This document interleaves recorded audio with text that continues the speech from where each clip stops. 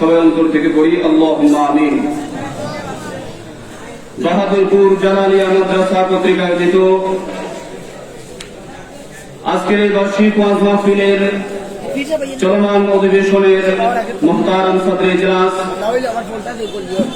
আশেপাশে অবস্থানরত ওলামায়ে কেরাম, মাদ্রাসার আসাতিজায়ে কেরাম, তালাবায়ে নিজাম, অত্র এলাকার সর্বস্তরের তাওহীদি জনতা, পর্দার অন্তরাল থেকে আমার মতো ক্ষুদ্র মানুষের কথাগুলো শোনারত অবস্থায় অত্যন্ত শ্রদ্ধা আমার মা ও বোনেরা, আউয়ালান বারগাহে ইলাহিতে অসংখ্য অগণিত শুকর আর সুজুদ আদায় করে নিচ্ছি, যিনি অত্যন্ত মহব্বত করে আমাদেরকে এমন একটা মোবারক মাহফিলে বসার তৌফিক দান করেছেন, যেই মাহফিল সম্পর্কে বিশ্বনবী মুহাম্মদ রাসূলুল্লাহ সাল্লাল্লাহু আলাইহি ওয়াসাল্লাম ঘোষণা করেছেন, নাযালাত আলাইহিমুস সাকিনা।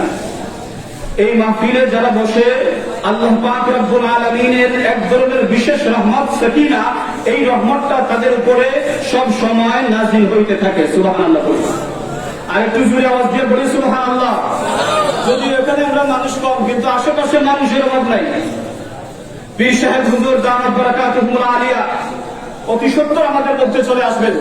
এসে যদি এই অবস্থা দেখেন, হুজুরের মনটা নারাজ হয়ে যাবে।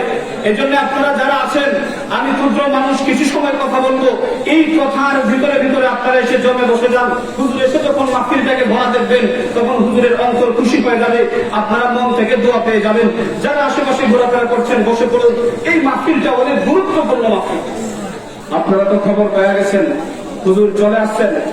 অল্প কিছুক্ষণের মধ্যেই হুজুর মাহফিলে চলে আসবেন ইনশাআল্লাহ। আমরা সবাই হুজুরের আগমনে খুশি না বেজার? আরেকটু আওয়াজ দিয়ে বলেন, খুশি না বেজার? যারা খুশি না, তারা মাহফিলের বাড়া থাকবেন। আর যারা খুশি আছেন, অনুরোধ করবো আপনাদেরকে সবাই মাহফিলে চলে আসেন। হুজুর ইতিমধ্যেই এখানে চলে আসবেন। আমি আয়াতের আলোচনায় যাব না, কারণ যাওয়ার কোনো সময় নেই। হুজুর চলে আসবেন। আপনাদেরকে একটু অনুরোধ দিয়ে যায়, যাতে এই মাহফিলে, শুধু এই মাহফিলে না, অন্যান্য মাহফিলেও, জিকরুল্লাহর মাহফিলগুলোতে যাতে আপনারা জমে বসতে পারেন। আওয়াজ গুলো জুড়ে শুনে দিতে হবে। পারবেন তো ইনশাআল্লাহ? আর একটু জুড়ে আওয়াজ দিয়ে বলেন, পারবেন তো ইনশাআল্লাহ? জুড়ে আওয়াজ দিতে হবে। শুধুমাত্র অস্ত্র শস্ত্র আর বাহিনী থাকলে বিজয় পাওয়া যায় না। মুসলমান তাদের হিম্মতের কারণে অনেক জায়গায় বিজয় হয়েছে। কেন বলেন?